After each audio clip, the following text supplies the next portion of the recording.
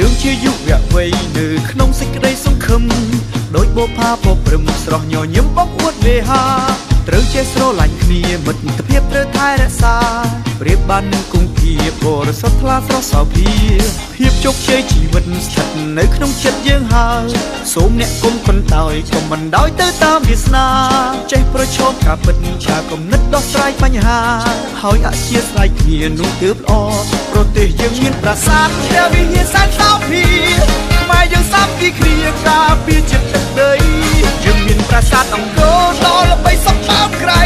សម្បត្តិមនុស្សជាតិប្រុសស្រីប្របីទុកជាតិគេយើងជាយុវវ័យឆើតក្នុងសម័យបវរជាពូជខ្មែរអង្គរបវរត្រូវរក្សាថែយើងមានមោទនភាពតែបានកើតជាកូនខ្មែរសែនសប្បាយលេះទីក្នុងជីវិត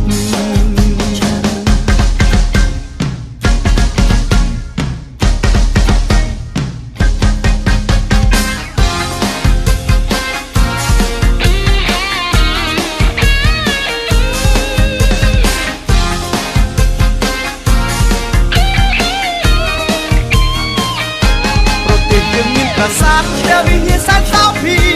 ខ្មែរយើងសាមគ្គីគ្នាការពារជាតិទឹកដីយើងមានប្រាសាទអង្គរដ៏ល្បីសពតាមក្រៃសម្បត្តិមនុស្សជាតិប្រុសស្រីប្របីទុកជាតិគេយើងជាយុវវ័យឆើតក្នុងសម័យបវរជាពូជខ្មែរអង្គរបវរត្រូវរក្សាថែយើងមានមោទនភាពតែបានកើតជាកូនខ្មែរសែនសប្បាយលេះទីក្នុងជីវិតយើងមានមោទនភាពតែបានកើតជាកូនខ្មែរសែនសប្បាយលេះទីក្នុងជីវិត